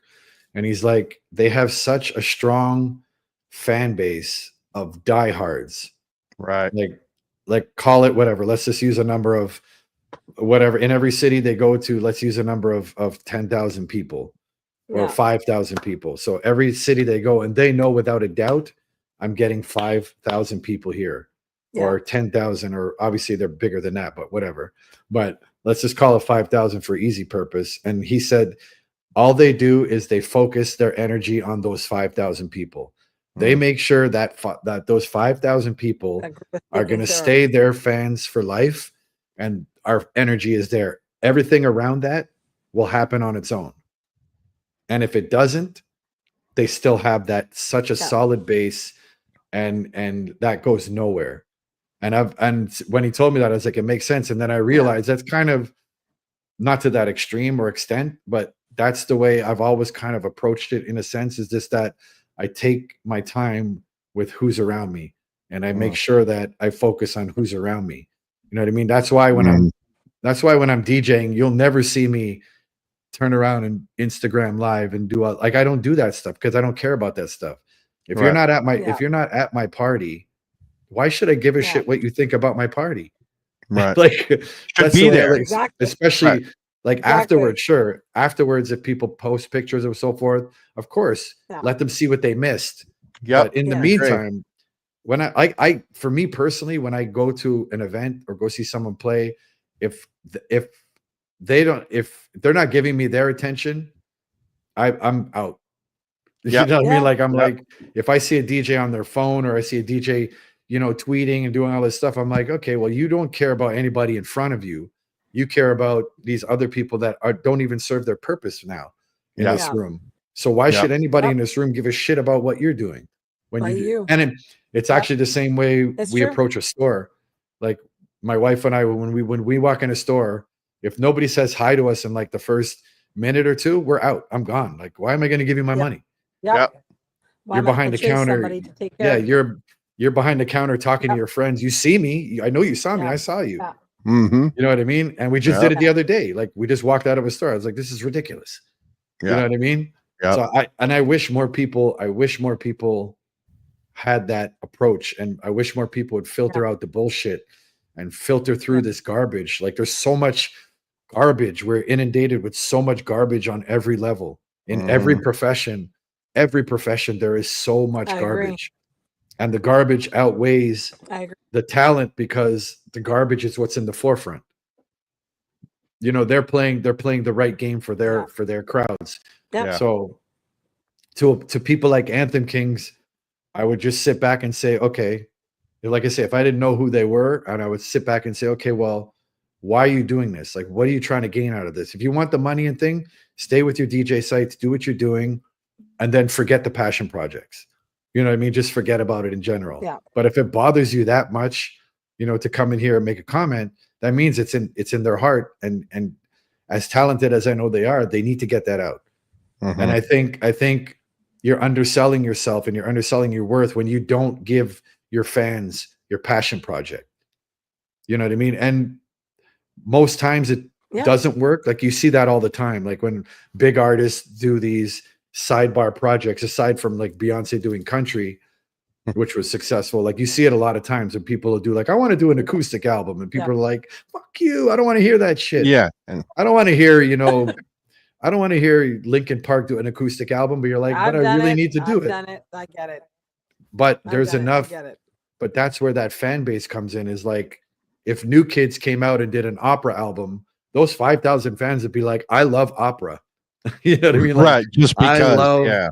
I love these guys doing That's opera because they've cultivated that crowd and they've cultivated their fans in such a way that they'll move with them. And that's power.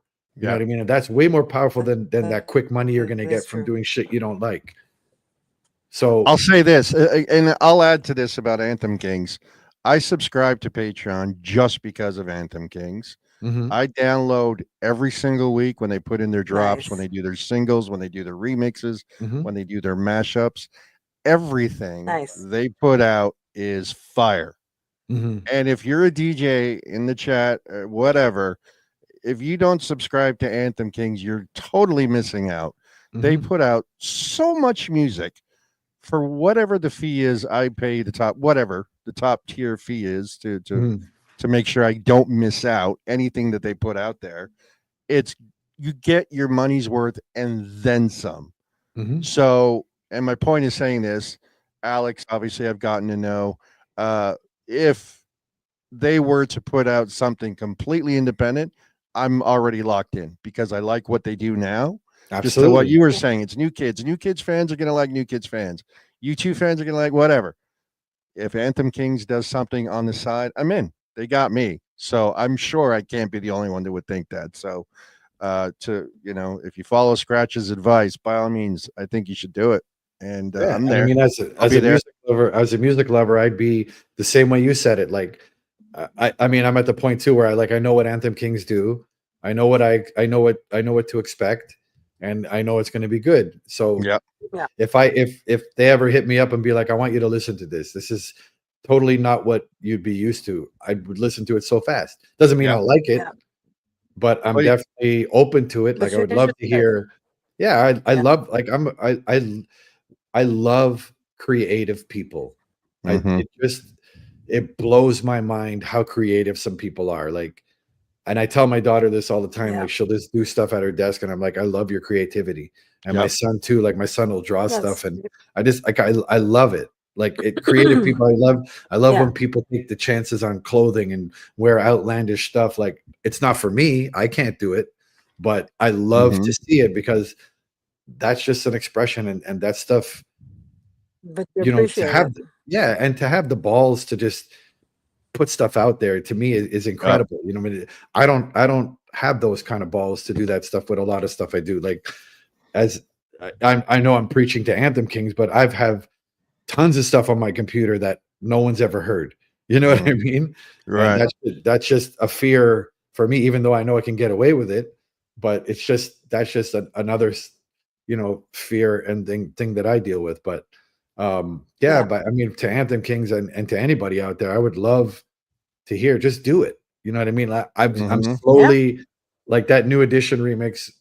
I probably never would have put it out if it wasn't for Terry Hunter. You know what I mean? Who called me? He's like, I'm putting it out, and I was like, okay. You know what I mean? It's not something I put out just because, again, it was literally something I made while sitting in bed, and I just made it, and it sounded good to me. I loved it. I started playing it out, and I saw the reaction I got, and I was like, okay, this is dope. So I sent it to those guys to listen to.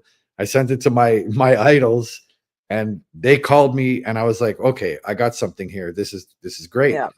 But again, I probably never would have put it out if it wasn't for Terry Hunter taking it and putting it out there and being like, screw this, I'm doing it. You know what I mean? I was like, okay, let's just do it. So I mean, I need to listen to my own advice, but I do I do make the music. Like, I make these things. Like I said earlier, I make everything I do is for me. I'm not doing it for sites or for anybody else. I really just make the weirdest stuff that pops into my head. Like, when I go to sleep, stuff will pop into my head, and on next morning I'll wake up, drop the kids, and then I'll bring it to life. That's, you know, awesome. What I mean? Yeah. And that's just another way of expression for me that gets it out there, and I need to do it. Yep. I can't. Yep. I cannot live in a stale world. Yep. It just not for me. I hear you. Nope. Harding had asked. It keeps you on Go your ahead. game. Yeah, it does. Absolutely. We got one last question here. Oh, Harding absolutely. had mentioned, and Shams just mentioned, asked the same question as well. You have a favorite edit or go-to edit that you've created? I know it's probably going to be hard for you to pick just one. It's like Yeah. saying, which one's your favorite kid? Yeah. I'll tell you offline which is my favorite kid. But anyway, but do you have a favorite edit or something that you've created that you say, yeah, this is one of my personal? I wouldn't say I don't have a favorite edit, but there's definitely I have go-to edits that always kill the party for sure. Mm. And the thing with me is I make so many, so Yeah. like hundreds and hundreds and hundreds and hundreds. They're of all these. your babies. Yeah, it's just not even babies. I just like I make a lot of them and I might not even play them sometime, but a lot of them I really do. And it's just I love seeing people turn their head and I love seeing the stink face. I'm like, what the Yeah. I love Yeah. that reaction. I love that reaction to me. Like that's because that's what it does for me. You know Yeah. what I mean? Like to have the ability, especially the way things are now, is like, to have the ability to literally think of something and make it come to life in under 5 minutes is such a weird feeling, but it's a great Yeah. feeling.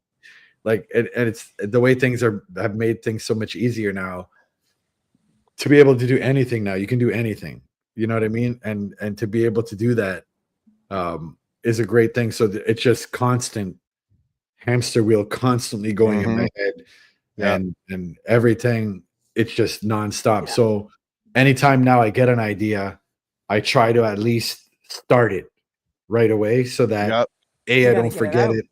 Yeah, I don't forget it, and I can just come back when I take a plane ride and knock out 10 edits on a plane ride. Yep. And just to have the template there to just do it real quick. So yeah, I mean, I don't think I could ever pick a favorite, but I'm very happy that a lot of them do very well in parties.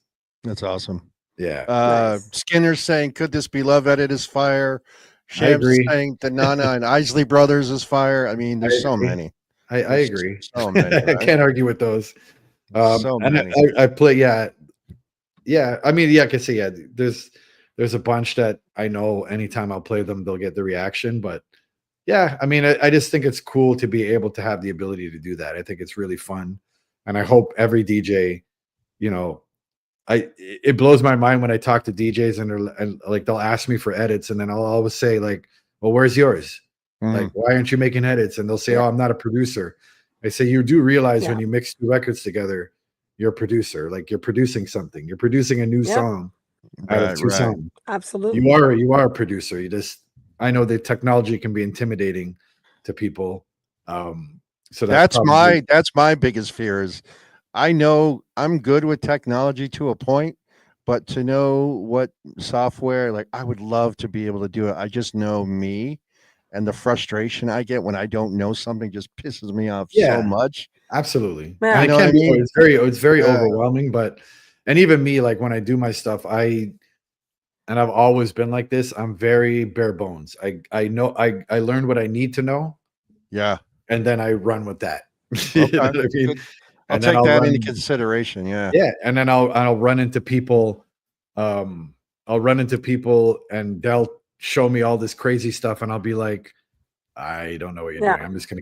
I'm going to keep going. If I need something done that's out of my wheelhouse, I know I have people I send my stuff to, and I'll be like, can you make this happen or make this sound like this?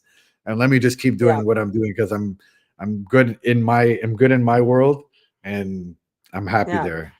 Anthem Kings, hit me up. I'll send you enough edits that'll keep you busy for a few months. Oh, there you go. Yeah. Between Alex, yourself, Scratch, and Jay Online, you are the guys that if I do decide to go out that next step, you're the first few that I'm going to reach out to and say, how do you do this? How do you do Jay that? I mean, and Jay Online's a perfect example. Like I always would push him, like, start producing. You got to start producing. And he's like, I'm not. And I said, you are. You just don't realize it yet. Like you're making edits, you're producing. You know what I mean? Yeah. If you take a part of a song and put it at the beginning of the song, make an intro, you're producing. So yeah, I'm glad he's finally gotten on his horse now, and he's moving along and he's doing well. Real quick, I don't know how to say that. Is it bluebies? Bluebies, yeah. I like that question too. Yes. What are your thoughts on branding yourself with merchandise, cups, keychains? Yeah, I think it's absolutely important. I've done that literally since day one, and so there's a few things to this that I will say. Whatever you do, treat it as you want to be treated. Mm-hmm. There's nothing worse than getting a product from someone and it's a shit product. Like if it's a shitty rag or shitty cup or it looks like if you can't afford to do it properly, my suggestion would be don't do it. Even back in the days, like I'm talking late 90s, early 2000s, t-shirts I made whistles, but I bought I went out and bought Fox 40 whistles as opposed to the shitty plastic ones. Like I went out and I used to spend tons of money, but the crazy thing is like people still have them and they're still intact. You know what I mean? And that's the important part of it. So yeah, it has to be quality. Definitely has to be quality for sure. It goes such a long way. It goes such a long way. And not to say everything you give everybody will appreciate. It's never going to be like that, but just be smart about it. Like, and even like with Get On Up and stuff, it's just rag. We give away rags because it's just something people will keep. You know what I mean? Whether you use it to clean your car or your shoes or whatever, or your face, but whatever it is. It shows your fans that you care about them. You want to add to their experience. You know what I mean? And here's a little memento to remember the night. And it's cool. Like it's cool. Like of course. How cool would it be to go to the Taylor Swift concert and actually get something for free that was given from her? You like imagine that feeling. Like I'll be honest. Like I have when I was in my this was late 80s. And I was a huge Simply Red fan. Still nice. Okay. Yeah. I love Simply Red. And my mother used to work for Warner. She used to work for WIA. So I was in Ottawa at the time because my dad lives in Ottawa. So Simply Red had played a show in Montreal on the Friday night, and my mom went and she talked to the band and everything. And she got me tickets for the next night in Ottawa because I was in Ottawa. Right. So I went and I stood right in the front. You know what I mean? Yeah. And I just remember like the feeling of it. And I was, and I watched the whole show. And every time, this backup singer waved their towel, I put my hand up. I wanted the towel and all this stuff. And I remember I got one at the end of the night. So one of the backup singers came to me and gave me her towel.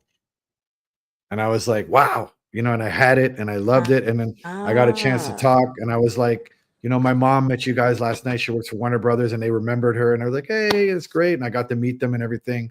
But I met everybody and I was happy. But that towel, I was like, it meant so much to me. I was like, this person who had no clue who I was gave me the towel. They gave me their nasty sweat towel. But I was like, it meant so much to me. You know what I mean? And that might have been back in the back of my mind from day one. But I mean, it's like when you go to, see Motley Crue and Tommy Lee's going crazy and then throws his drumsticks in the crowd. How amazing is that to be like, in 1984, I got this drumstick for Tommy Lee. Yeah. Like, that shit is crazy. And, and I do understand that to some people, I am a Tommy Lee to some people. You know what I mean? As weird as it is in my head, and it took me a long time to get there, but, I was the guy, third row, Motley Crue, and Tommy Lee's drum set's flipping over, and he's like that shit sticks with me to this day. Like as bad as my memory is, like those moments to me are crazy. And it took me a long time to understand that, I am, a Taylor Swift to some people, or I am a Motley Crue to some people. And so to have the opportunity to make someone, give them that extra special experience for what it's going to cost me is nothing. You know what I mean? Like the money shouldn't be an issue at that point. Aside from the branding aspect of it, which she asked about, which is obviously hugely important in anything you do, you need branding. But I think that lasting memory means so much more than the branding aspect of it. You know what I mean? Once you Yep. get to a certain level, obviously, if you're just, it depends why, if you're just doing it to get your name out there, and obviously Yeah. then that memory won't mean as much to somebody, but then the branding takes over. But to have that, when you get to a certain level and you're able to impact somebody like that, it still means the world Sure. to people. And that's why we did the t-shirts and we gave them out.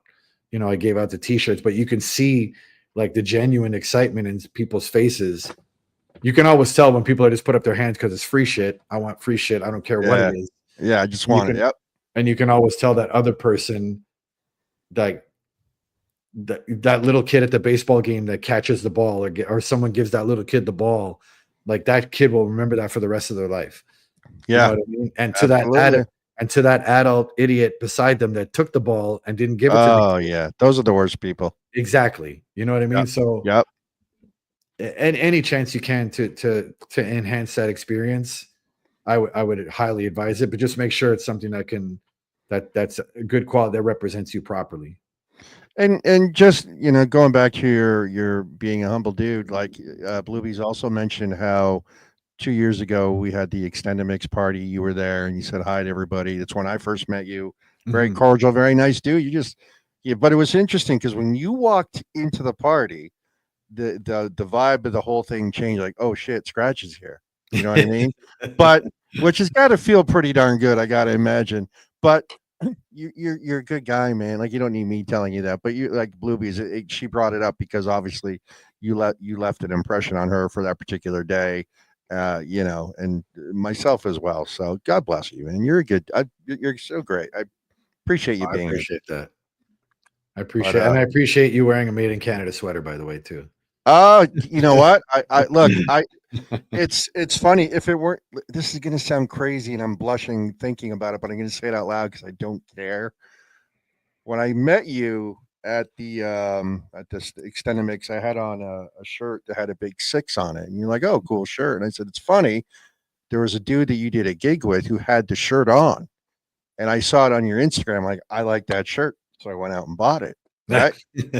So I did that, and I'm not trying to sound creepy, but if I like something and I can, I'll buy it and wear it because whatever. Yeah. I was watching Played a Record documentary. Mm. And that's where this came from. And I was like, dude, that's dope. And then I looked into the company that makes this. And I'll tell you something. I'll give that company was it Top 5 Clothing. I'll give them a free shout out because I had ordered something from them. It ripped within a week. Let me tell you something. They sent me a new one plus a second one just for the troubles.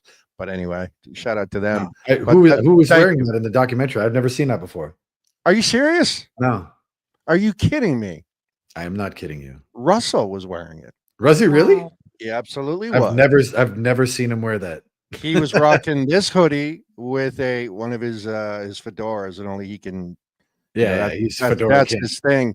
But when I saw the hoodie, I was like, "Yo, I got to get that." It wasn't because Russell had it on, but I was like, absolutely. "Yo." But it was I've never seen him. I'm going to ask him about that when I see him. Yeah, man. Yeah, I was like, "Yo." I know you're never going to wear it again because you wore it in a documentary. So just give me the sweater. Yeah, I mean, I'll wear it over and over again. I can't do the one and done with clothes like some people might be able to. But yeah, I saw it and I right away because I'm like, I need that. I gotta have it. That's funny. So Top 5 Clothing. If you ever check them out, there it is. It's a free plug. So look, I'm a proud Canadian. We all know I'm in Jersey, and I'm not tooting my own horn, but I've proud to be where I'm from. Proud of my. Absolutely, dude. Like I'll wear a Blue Jays or an Expos hat here in Jersey because it's the only 2 Canadian teams who are ever in the National League. Everywhere people, oh, you got an Expos, are you an actual Expos fan? And then explain to them, they're like, oh, okay. So it's like it's my identity here in the States, and I love that. I love being set apart a little bit and just standing out because of my nationality. People make fun. Oh, he's Canadian, speak slow and in French. I'll take it. I'll take it every day. The Devils had Brodeur for many years, so that's it. We've always been there. Always. And Gilmore played for the Devils for a little bit. Fun fact. But anyway, proud to be Canadian. Proud of where I came from, and I love representing Scarborough Spots, Top 5, whatever the clothing is. If I can represent, I'm all about it because I love where I came from. It's hard to explain to some people. I get it. If you grew up in Jersey and you love Springsteen, you love Bon Jovi, and you love the Jersey Shore, that's all well and good for those people. But growing up in Scarborough was something different. If you weren't there, you just one of those things you missed out, as far as I'm concerned, anyway. So there you go. That's a scoop. Listen, it's almost 11 o'clock. I love it when we have conversations with folks like yourself and it just goes, man. Like we don't look at the clock until it's almost time to go. And I appreciate you being here and I appreciate you hanging out this long. And I'm going to let you go because we're pretty much done the show, but I can't thank you. I can't thank you enough for being here, for agreeing to do it. Thank you. I we don't talk a lot and, I appreciate you and just you respond and you're always accessible. And yeah, man, I can't thank you enough for being here. I love what you do. I love everything you're about. I need to come see a gig in person, whether it's in the Great White North or whether it's in Jersey or wherever. If I can make it, I want to definitely be there. Well, I know we're in New York in, I want to say February. Okay. We're doing 2 shows in New York, so definitely you should come out. Where in New York are you going to be? At the Beacon. Ooh, that's a good spot. I like the Beacon. Yeah. Yeah.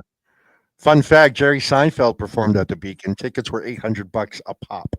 Wow. Yeah, I didn't get to go to see Jerry. I didn't get to see Jerry. But anyway, if you guys are close by and I can swing, the city's like 40 minutes for me. So absolutely. It's right over. And last time I was out there, I stayed in Jersey right by the airport. It was just easier. Plus, nobody wants to spend that Manhattan money. That shit's ridiculous. So it's crazy. It's crazy for sure. Anthem King saying that they'll be hitting you up for sure. So please do. All right. So thank you, sir. We'll talk to you soon. Again, I can't thank you enough for doing this. Appreciate you. I know we'll be in touch again and continued success to you. Good luck on the upcoming tour and check him out on the Instagram, Starting From Scratch on the Instagram. Go to his website, Starting From Scratch. There's some pretty cool stuff on his page as well. Go to russellpeters.com for tickets for any of the tour show. Come check it out. He's always amazing. So it's good. It's a lot of fun. Yeah. I hope to catch you guys sometime soon. So we'll keep an eye out on New York personally. So cool, man. Mark, thank you very much. Appreciate you, my friend. Thank you, guys. Ladies and gentlemen, Starting From Scratch, give it up. Bye. What a guy. What a great guy. He is. Look at that. We're at 11 o'clock. We're at 11 o'clock. I can't thank him enough for being on the show. Again, just say so many great things about the guy. He's super talented. He's super nice guy. He's humble awesome. Guy. And I think that is what, honestly, that is what I think speaks to me. His talent, but his humility he's just a really cool person. Yeah, for he sure. Really is. Yeah. So listen, we got about 5 minutes left in the show. Can you hang for 5 more minutes, Simone? Can you do it? I hope she's not. I think she's frozen. Ladies and gentlemen in the chat, if you're here for the first time, we got 5 minutes left. 5 minutes. So if you don't mind, before we go anywhere, Simone, we got 5 minutes. Stick around. Hang on. Ladies and gentlemen, 5 minutes left. Let's do this.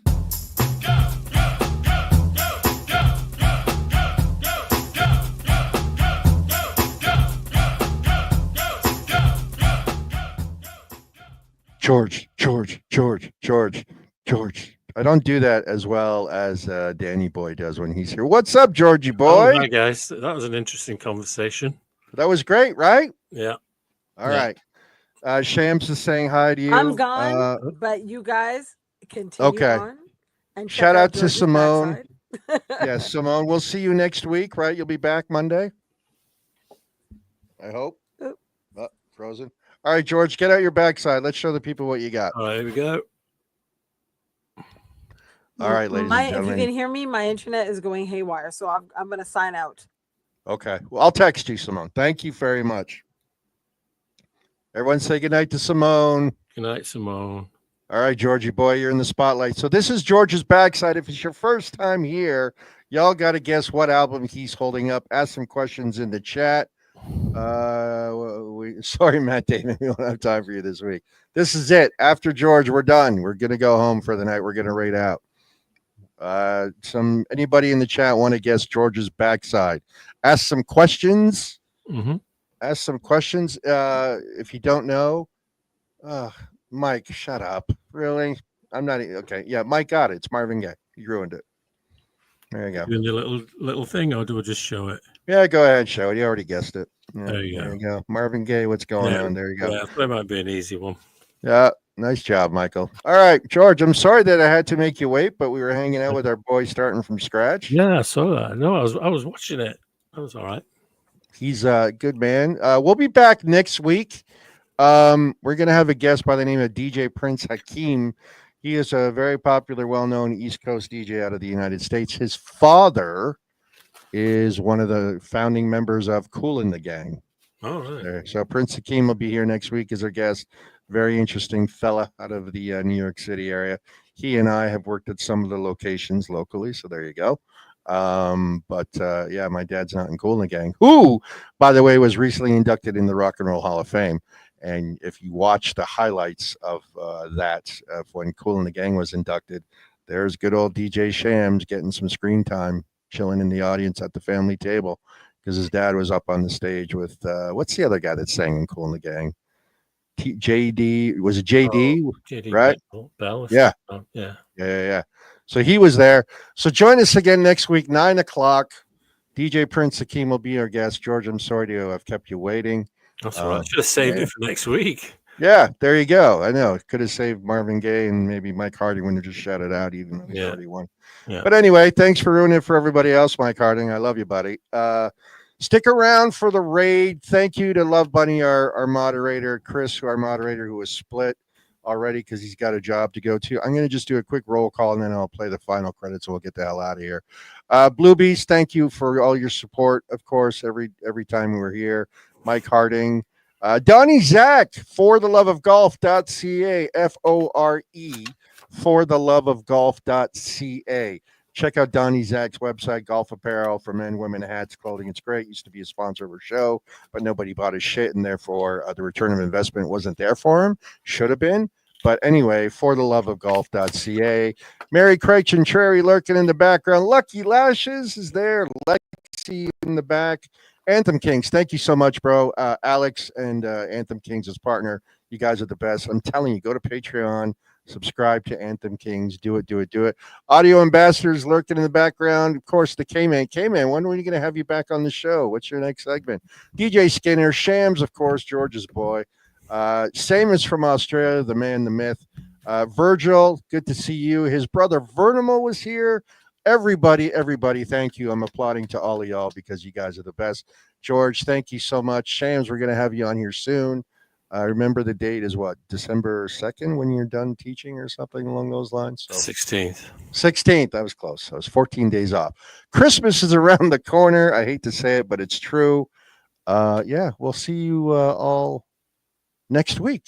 Thank you, George, for everything. I appreciate you. Hopefully Dan will be back next week. And of course, Captain will be back joining us next week as well. So I'll have a full crew. Oh, I would have come in earlier. Yeah, it's all good. There's room. That's all right. So stay for the closing credits. Love Bunny's going to rate us out. We'll see you all next week on Monday. Appreciate you all. Thank you very much. 9 p.m. Eastern next week with DJ Prince Hakeem. Good night, everybody.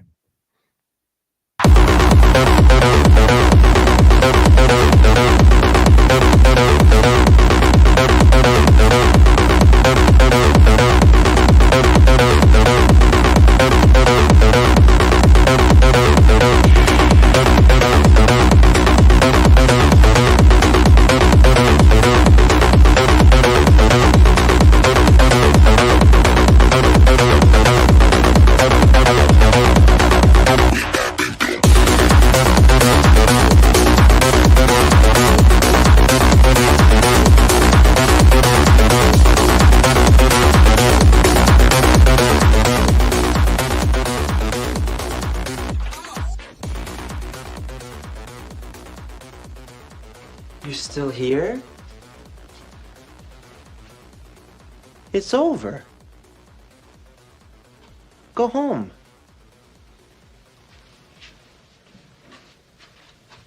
Go.